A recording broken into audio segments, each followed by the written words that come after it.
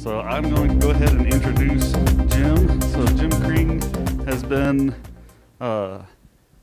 influential in the Labview community for many, many years, and most of you guys know him, and I will let him take it from here. Thanks, Jim. Okay, thanks, Jeremy. Can you guys still hear me? Okay, how about now? All right, great. All right, so hi everybody. I'm Jim, and a lot of you guys know me. If you don't, you will at the end of this presentation. So nice to meet you all. Let's see, so before we get started, I was really jazzed by Nancy's presentation topic yesterday with the input, the incubate, inspirate, ideate, yeah, cool. And so today we're going to be doing some input, so you don't have to worry about being creative. The ideas will just come to you. So I guess we will start with... Okay, we're going to try a song called Waltzing with Bears. This song is about my Uncle Walter. Can you guys hear it? At home, he's a couple of fries shy of a Happy Meal. Yeah?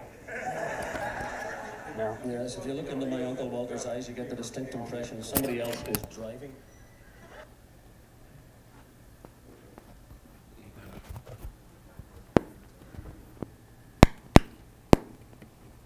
Let's see if that works here.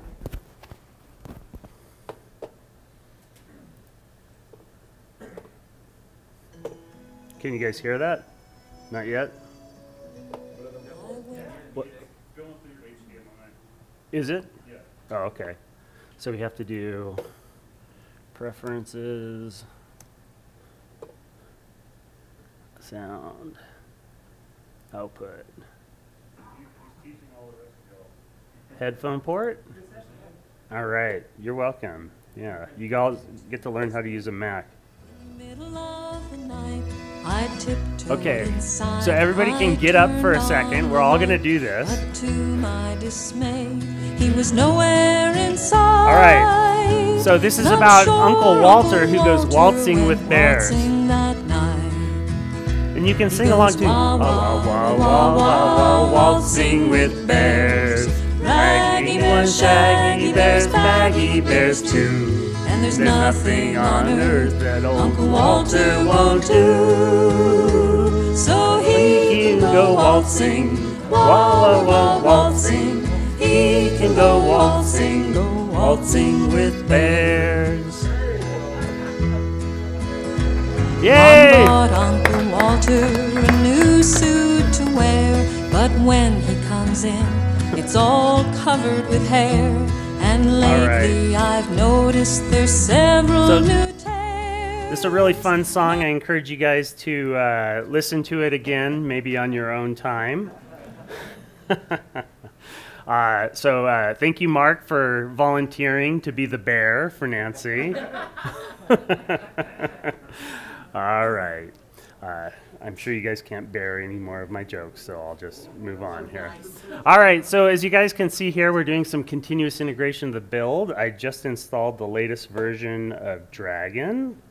And so this is, there's going to be a lot of live demoing here, so I apologize if anything doesn't work the first try. I was doing some improvements last night and this morning.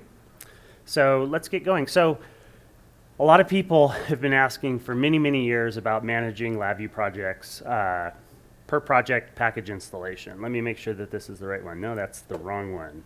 GDevCon. There we go. So we're not going to be talking as much about like virtual environments and why they're important. Who here has used like a Python virtual environment before? Okay, cool. So there's enough people that didn't raise their hand that I'll just explain what that is. So in Labview, for each Labview installation, there's like a global set of libraries. There's vi.lib, there's userlib, and Vipm for years historically has installed packages into that default location, the global location.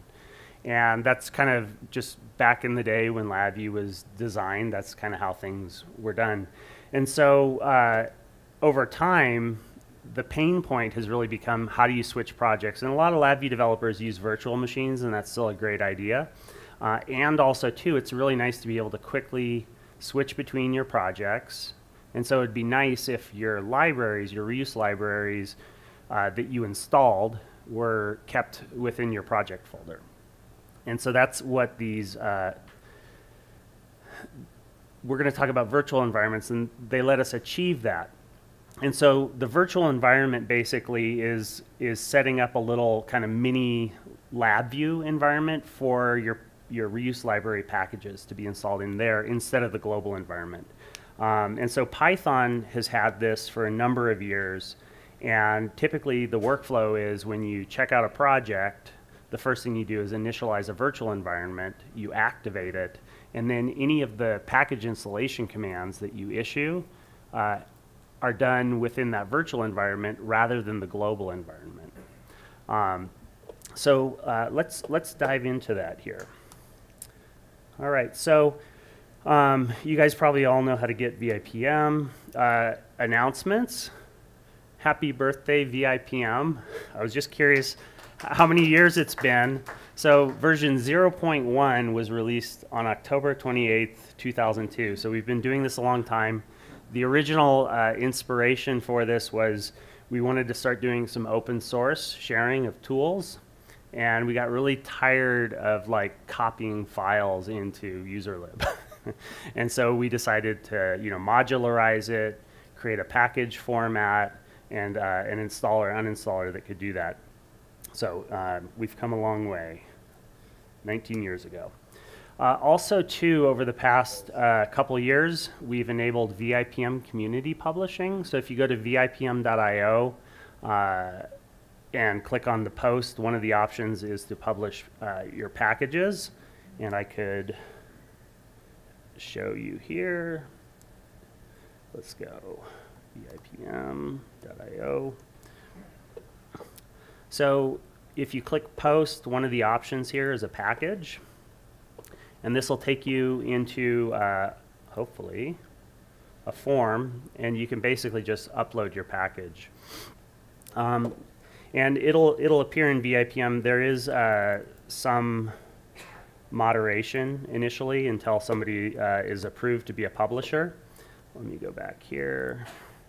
And then once your package has been approved, then it's really simple to publish new versions. I must have a lot of packages or server's slow.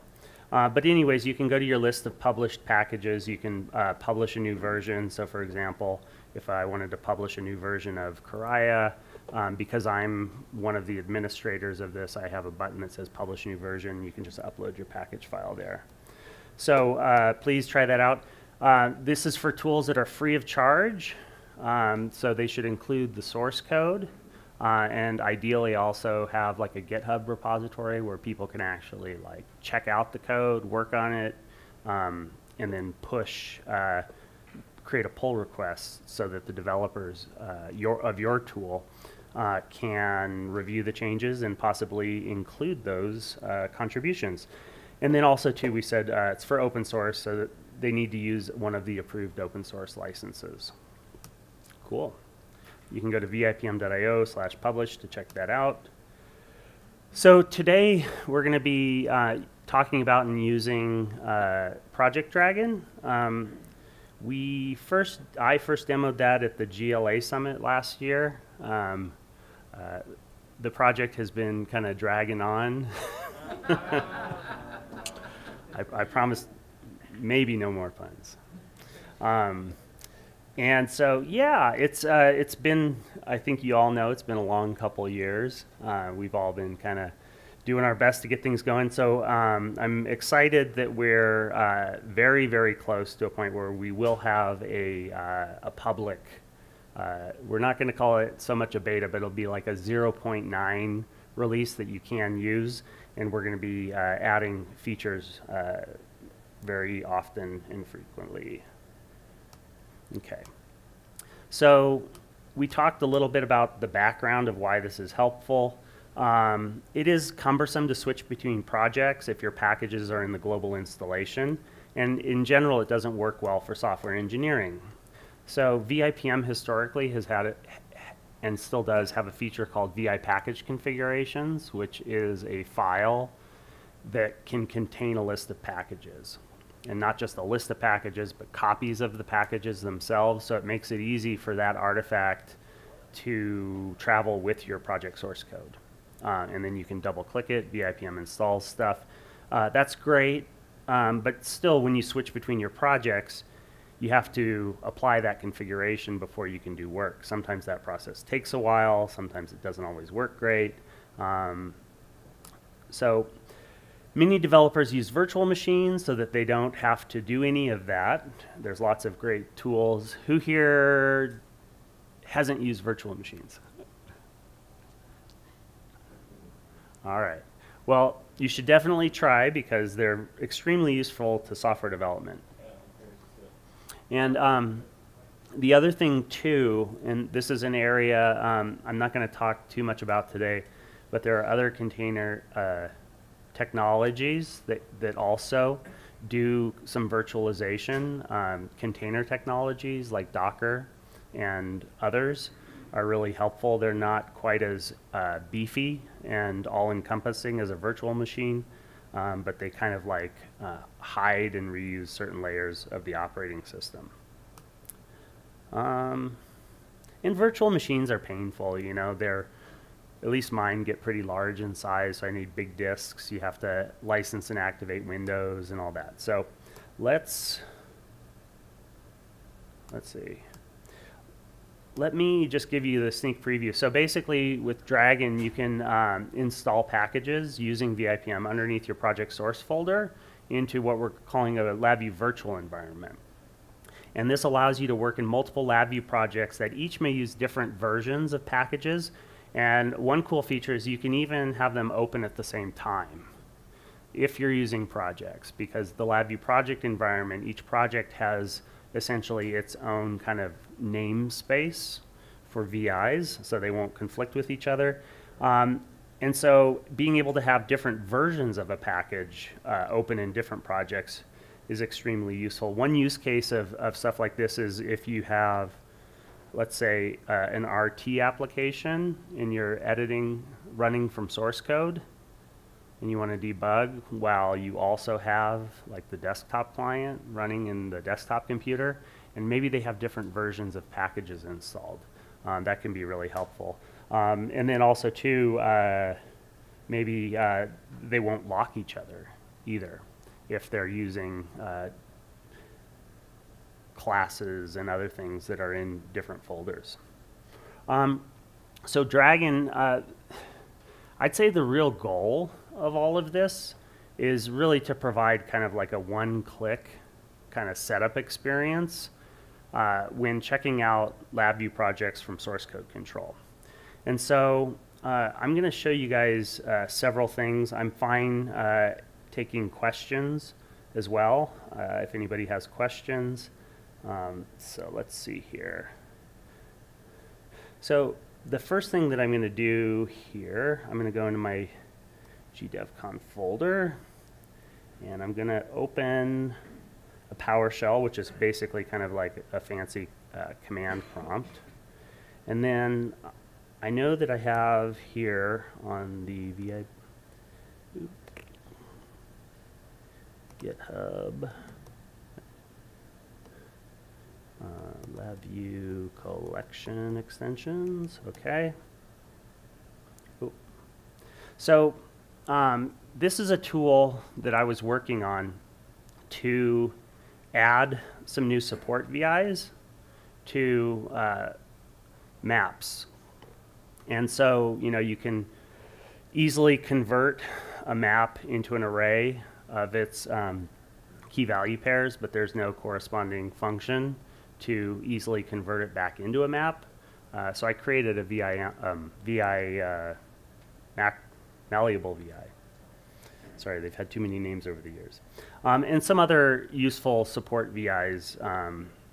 So what I would like to do is I would like to check this out. So let's just imagine that I'm a Labview community member, and I want to get the code so that I can play with it. So what I'm going to do is I'm going to do git clone, and then I'm going to paste that in, and hopefully this will work. Looks like it's working. So, okay, great.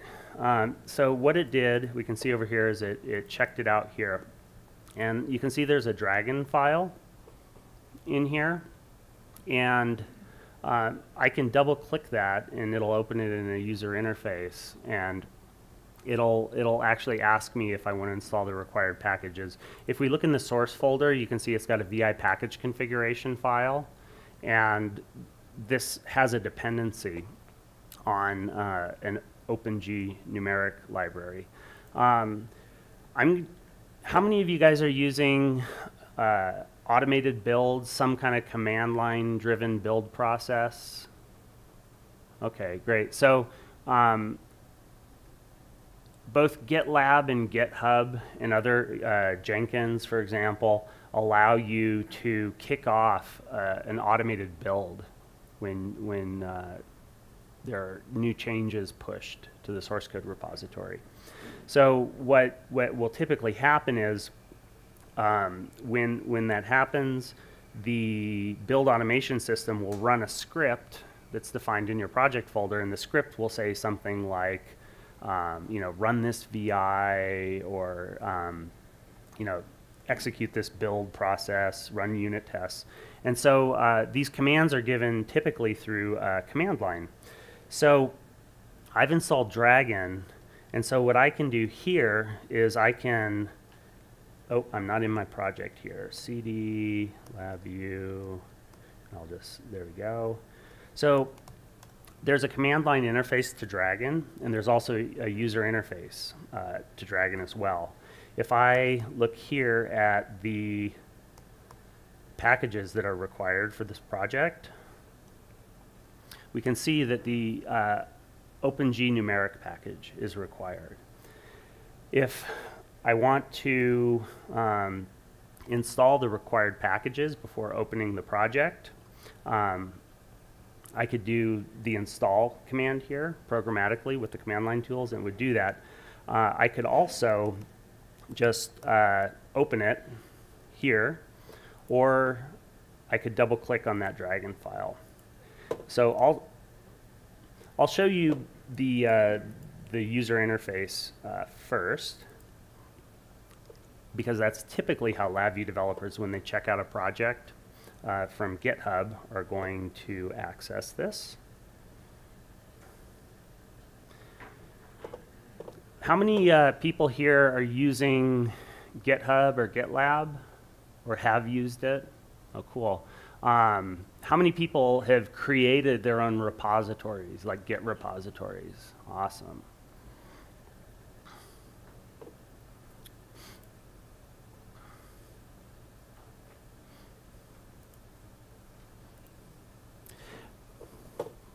And are there any questions while this opens? I haven't really gotten to the coolest parts of the demo yet. Yeah, so you have different projects. You said that you can open them even if they have the same overlapping namespaces? Yeah.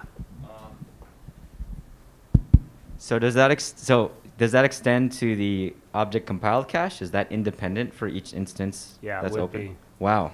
Okay. So that means that you could potentially, because I have a problem where if I want to open different projects and there's a lot of classes in each project, I have to clear the object cache in between, especially if there's an overlapping namespace. So you can just swap seamlessly then. Yeah, because I think Labview, when it kind of like keeps track of them, it's based on the on-disk locations. Okay. Yeah. Yeah, that hasn't been my experience, but I'm glad that works. I could be wrong. I'm kind of making an assumption without having dug extremely deep into that, so we could test that. Okay. Yeah, But I'd like my to. assumption is that they would be different. What I've seen is that when I've tried to do that with two different workspaces, like one is one version of a project and there's another very similar version, but I have to edit both of them. Labview sometimes confuses where to load the classes from, and it'll start pointing to the other disk location when I open the second project. Okay, well, we may have found a bug. And so I mean, seriously though, we've been doing it that other way for a long time, so it wouldn't surprise me if when we start doing this, we discover a bug or two. But that's good. It's good to find them and get rid of them. So when I opened the project, it asked if I'd like to install the packages before I start working on it. So that's what it's doing right now with Vipm under the hood.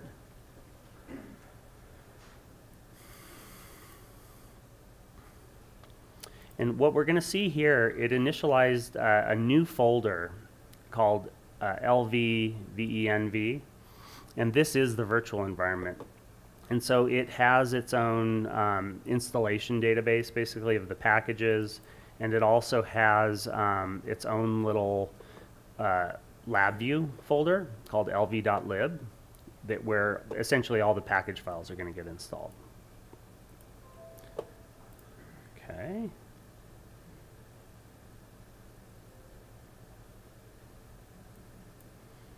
Almost ready here.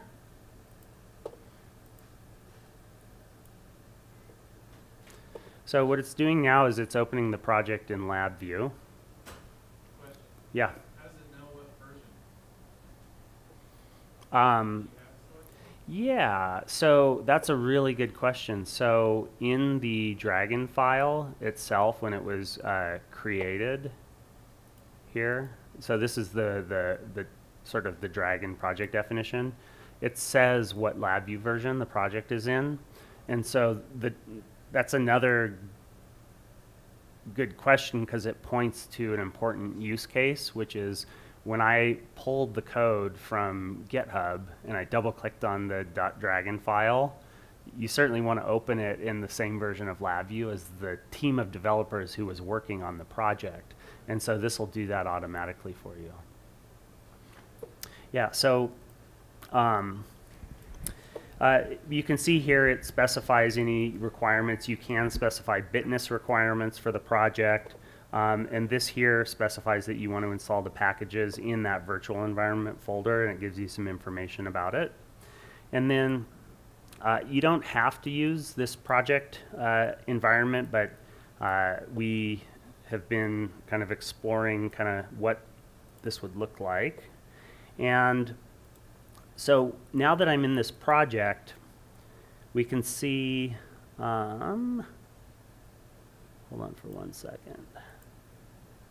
I'm just going to restart Labview real quick.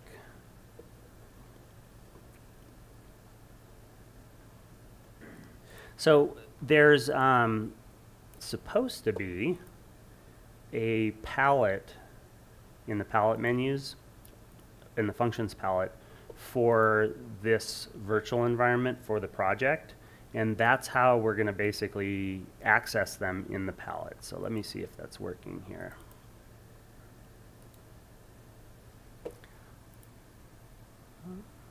I don't see it right now, so let me install some more packages here. So let's say that I wanted to install a new package. So the workflow would be something like, let's install the OpenG Boolean library.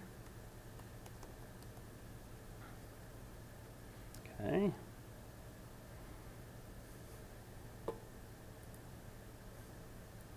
think the network connection may be a little slow here today. There we go.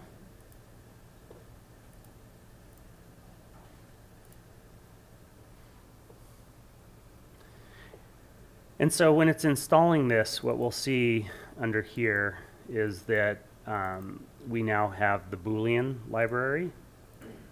And I'm not sure why it's not showing up in the palettes. This was working for me earlier today. All right, but I should have had a separate palette for that.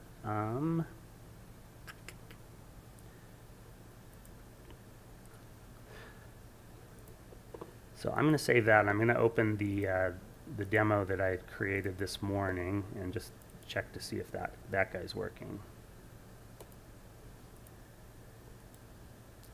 I didn't install the the packages for that yet. So let me go up there.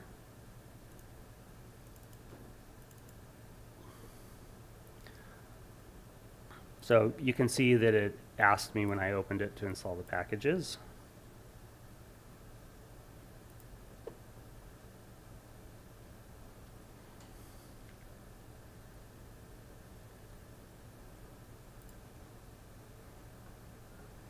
Okay. Oh, I'm so happy about that. Okay, so here are the OpenG VIs that are installed into this project, and we saw how I installed a new library from here. The other thing you can do, and I don't know how many people will actually do this, but you can also do it from the command line.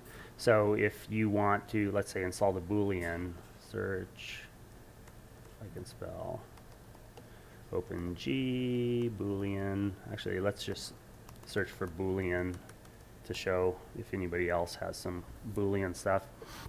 It'll output the list of packages that match that search. There we go. We can see there's the MGI. Shout out to Hope and the gang. All right. So let's install the OpenG Boolean. So Dragon install oglib Boolean.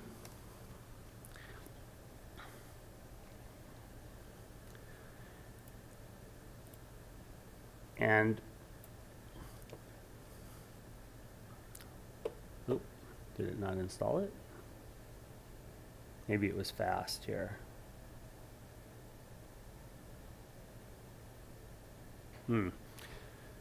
Could be some of the changes that I was working on this morning. So the other thing that we wanted to do, the question, Daniel, that you asked about detecting which Labview version is installed. So one of the nice things about Dragon, especially for continuous integration, is that Dragon has no Labview runtime engine requirements. So a lot of the work that it can do, it doesn't actually need Labview or the runtime engine. And then if Dragon needs Vipm, it can actually programmatically download and install Vipm. And it's doing it interactive now, but we could also do it silently.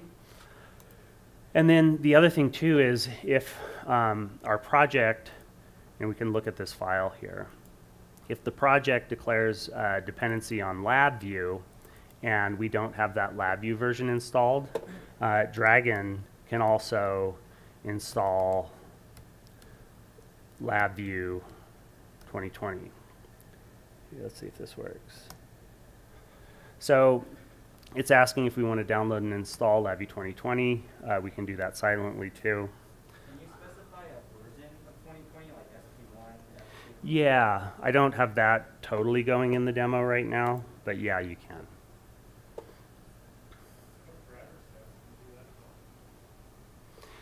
Yeah, you can do drivers as well. So currently, it's using the interactive mode with Package Manager, which is going to give you the option.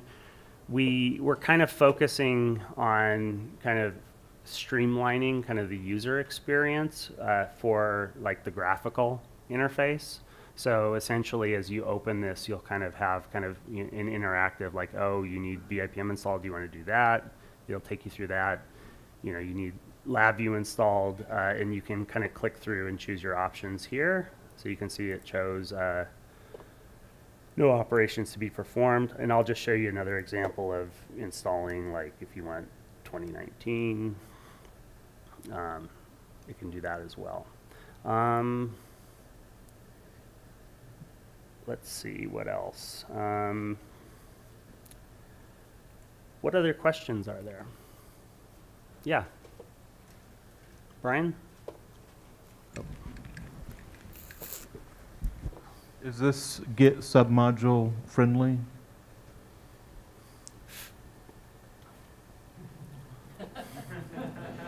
Well, Can you be friendly with submodules? it's not unfriendly to get submodules. Fair enough. And then I've got a question about the project window. Is that built out of the NI one, or is that all built from scratch? No, this is the NI project window right now, and I think it can be torn. So you're out. just embedding it in your window. Yeah, exactly. You can tell it's really Labview because the. Any other questions? Yeah, Hope. Yeah, so say like I had a new developer that was joining my project, right? And like they just have a blank Windows computer, they don't have anything. Are you saying that like with Dragon, like could I give them a file, like they download the repo and I give them a file and they double click on it and it installs Labview, all the drivers that they would need and all the packages that they would need to run the project? Yeah, it's not 100% there, and yeah, that's what I'm saying. Yeah. Yeah, great. I've always wanted that. So. Yeah, me too. Thanks, Hope. Yesterday, John gave a really good presentation on System Link and talked about how the one thing he wasn't able to bring in was VI packages. And I don't know if you have thought about how these two things could collaborate together, or how you can bring this into System Link, bring Dragon into System Link in such a way that all that stuff could be managed together. Yeah. So I don't know if you would think about working closer with the System Link people or something like that. Yeah, that's a good question. So we're definitely looking at System Link and having, chats about that whole kind of package management and configuration management workflow. Right now, we are kind of focusing on the project configuration and not so much the whole system configuration.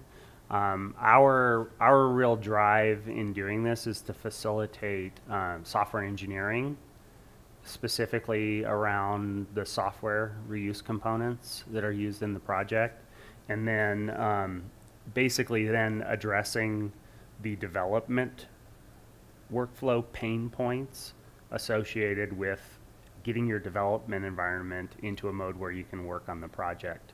But it's not really kind of our driving focus and use cases is not so much like test station configuration management. Yeah. Bill? Yeah, so I've been looking a lot at continuous integration and Docker containers.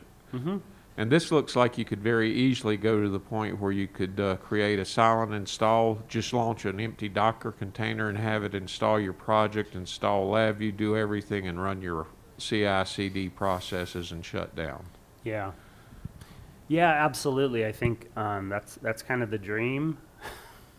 And so I think all of us really need to kind of figure out how to kind of engage in I don't know, compelling NI, pleading with NI to kind of help make that possible, and I think they're working on it. Yeah. Any other questions? Yeah, Nancy. So as you're collaborating with NI, I run into at least a few ADG accounts where it is ADG, Aerospace Defense Government, sorry. Okay. NI terminology, one of our BUs. And sometimes it's really hard to get non-NI software in there, and software that NI doesn't directly ship when the customer installs Labview. With the collaboration with NI, do you foresee addressing that issue or facilitating that with our ADG clients who desperately need these tools? Yeah. Well, I mean, I would say with respect to kind of community collaboration and the types of projects that like we typically work on, it's not like the top business driver. And so if NI cares about that, we're willing to work on stuff like that. I think too, like, it's a tricky challenge, right? And so the, different kind of questions. So I mean, JKI's software is signed with our certificate for like Dragon and Vipm. And then, Vipm has been bundled with the NI installer for years, so that simplifies part of the problem.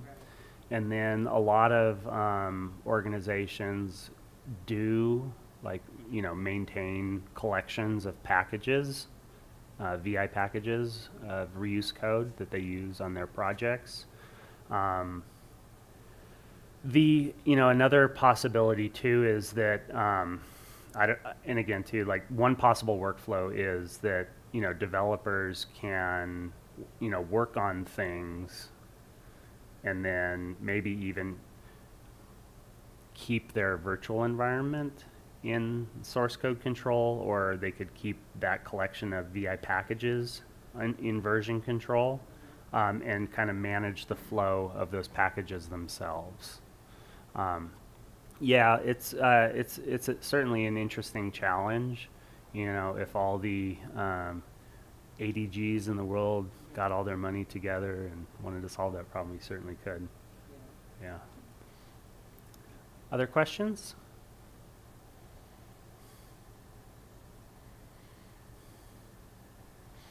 So I'm curious, how many of you guys would use this?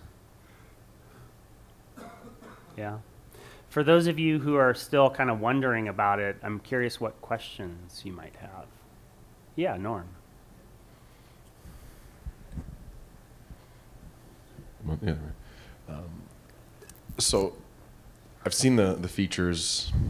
I get the idea, but and for everybody else that like didn't really raise their hand, maybe there's this underpinning question of what type of crazy workflow are you in that necessitates such nimbleness in terms of degree of projects? Are you like, yeah, I usually have got about 3 different projects, 3 different versions of Labview, even on the same version of Labview, 8 different versions of OpenG things. Like, is that, what is that common essence that precipitated or kind of forced you internally to do something like this? Because I normally would not have worked on that. Right. So for me personally, and that's a great question, Norm. Yeah. So for me personally, I would say it's kind of a couple main things. And I'd say one is that I'm working on a lot of community open source tools. And so if I'm working on all these tools, right, then when I want to work on Karaya, I need to open Labview 2013, have all the packages installed, and then I can work on it. And then, oh, that's great. And then while we're working on that, we had this idea for a feature in the OpenG Array library. And so I want to open the OpenG Array library. And I think that, I don't know, it's probably in 2013, 2015. So, okay, so we do that, and the OpenG Array has a dependency in the OpenG string library. And so I want to be able to work on these both at the same time. So code reuse in the community is one dimension of that. And then I would also say, even internally within my organization, once I start modularizing my code, I'm going to have a bunch of reuse libraries within my organization, or even just for me personally, that I probably want to do like package management on. And so it then becomes useful to be able to switch like that. And then I would say there's like another aspect of it too, which is that kind of because of the nature of my work, so shameless plug, so at JKI we help engineers and scientists get their innovative technology to market fast, to build these advanced systems fast. And so typically we're working in an R&D environment, and we're, maybe each engineer might be working on 2-3 active projects at a time, needing to open inactive projects periodically, switch back and forth. I see some heads nodding. Yeah, I mean, we kind of do that. There are some cases where, engineers working at a company, they might just be working on one huge project for years and maybe not using packages. This probably doesn't shave any time off their workload. But for cases where you're turning over new projects periodically, I would say this is really helpful. Yeah, exactly. Yeah, did that kind of answer your question? Yeah. So Yeah, I will back Jim up. I was hoping he would say it, and he actually went ahead and say it, but I will back him up.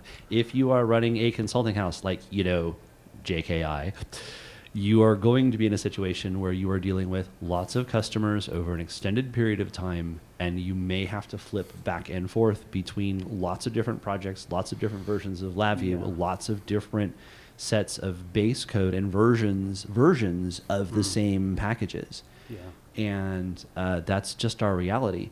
Now, that's why so many of us went to virtual machines. Is I have every project I do for a customer has a virtual machine.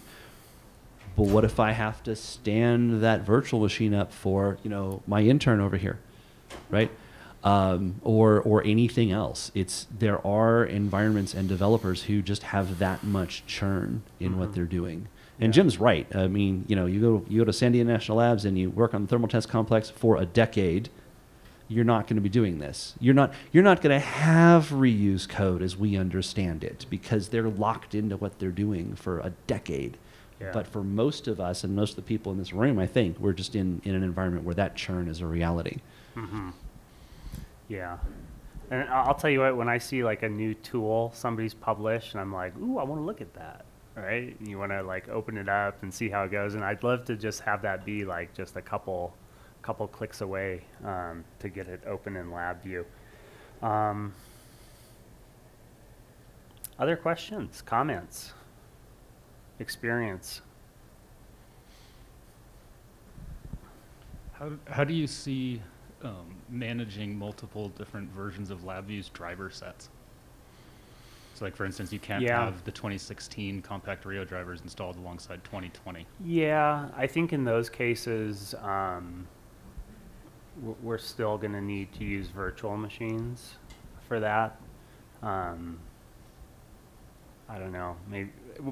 Probably in 5 to 10 years, container technologies with improvements to possibly the architecture of like driver stacks, the NI driver stacks will have improved, and maybe we'll all be developing on Linux, and I don't know, but it'll be a while.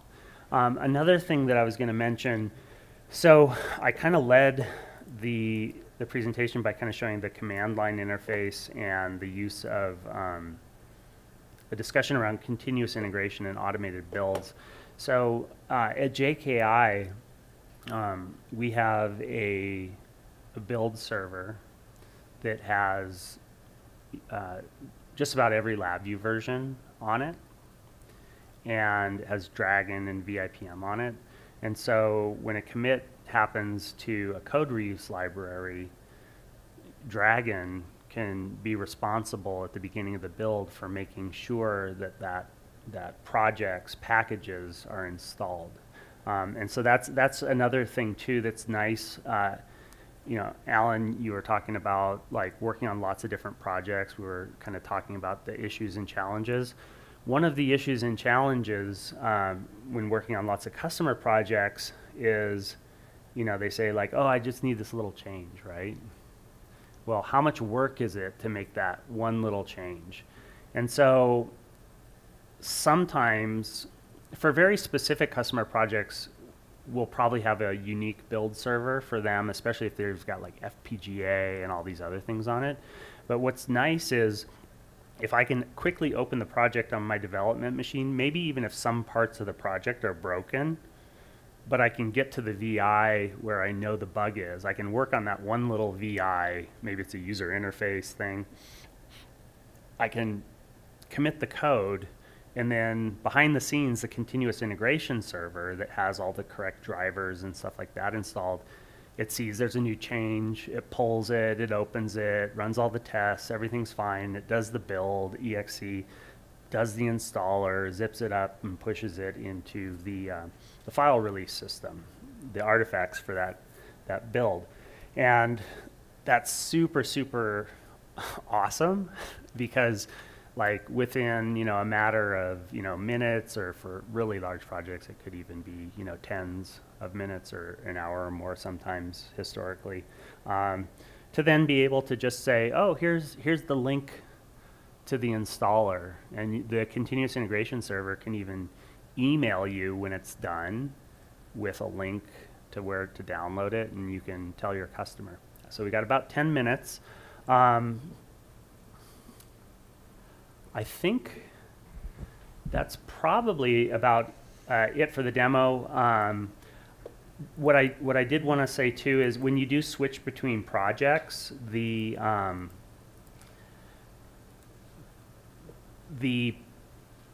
actual submenu will actually show you the project name for the submenu, and you'll be able to do quick drop. So shout out to Darren up here.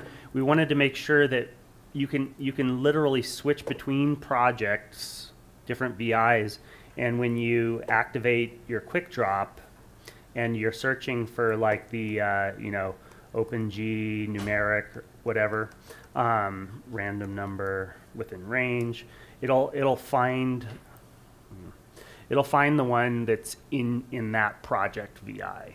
So we wanted, in terms of kind of how we wanted the user experience to look, we wanted to make sure that like it worked with the palettes, it worked with quick drop, etc. All right, so let me get back to here. Let's see. There we go. Hey Jim, one more. Yeah. So it kind of seemed like the workflow you were showing was mostly for doing new projects from scratch. What about trying to integrate existing projects with Dragon? Yeah, that's a good question. So the workflow, if you have a project with global package installation, and you have a package configuration file, so Dragon will automatically find your package configuration file in your project. You can basically just go into that project and I didn't show you guys this, but if we open Dragon and say we want to open a project, let's see here, hold on for a sec, Vipm, cancel, see projects. We should be able to, I'm just going to delete that Dragon file. We can just select the project, and if I had a package configuration file, it would have found it. We would need to uninstall the global packages, so the workflow isn't 100% automated because there's like kind of a couple steps of like relinking and stuff, but it's pretty good. Basically, you would uninstall the global packages and then open the project in Dragon. It would then install them into a virtual environment and mass compile them. And it's kind of smart about when it reads the linker info in all the VIs, it can see that it was linked to the versions that were installed in the global environment, and Vipm or Dragon will relink them to the ones in the virtual environment. Yeah. And there are some other things too. There are still some packages that should be installed in the global Labview environment, just because of some limitations in Labview or how Labview currently works, like all the project providers and tools menu drop-downs. Like we haven't completely virtualized Labview because Labview does not have the features within it to support complete virtualization. But I would, imagine that once we start doing this, people will start asking for more kind of features around that once we see what's possible. And then I would imagine that, Labview R&D might add other kind of hooks that would allow us to kind of more dynamically configure where our tools and add-ons are installed or loaded from when we switch between the project. But that's probably more future looking. And then the other thing that I was going to mention here, so if I have a project that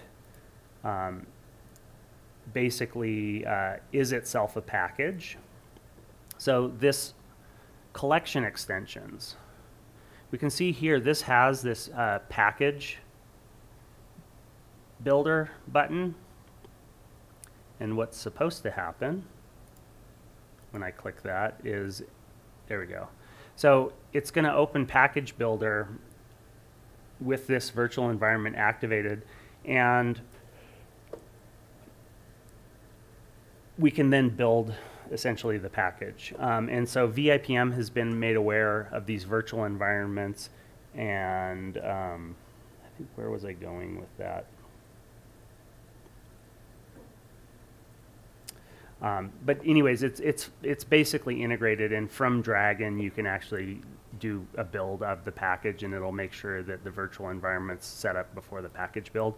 Oh yeah, that's what I was going to add. There is a setting under here, install requirements. A package can specify that it must be installed into the global environment.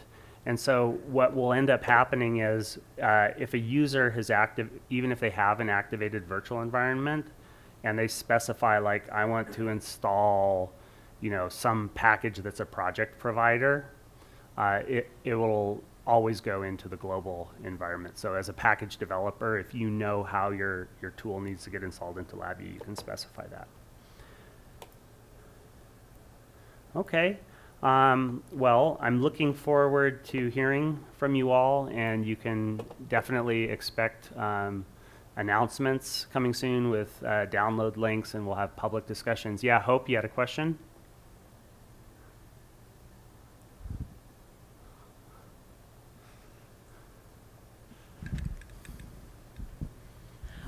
Yeah, so I don't know, you might not be ready to comment on this, but you're asking us, like, would we use this? And for me, like, and probably most people, like, I'd definitely use it if it was free. Yeah. But for me, definitely the deciding factor is going to be, like, the pricing. So I don't know if you're ready to talk about that, but. Yeah. We've discussed it. I think what we're definitely going to do is, just like with Vipm, for anybody that's using it for community-based packages, it'll be, you know, totally free and featureful, because we want to facilitate that. And then we're still kind of deciding exactly on the pricing for commercial use, and that will be forthcoming as well. When can we get it? Well, so we do have a semi-active beta.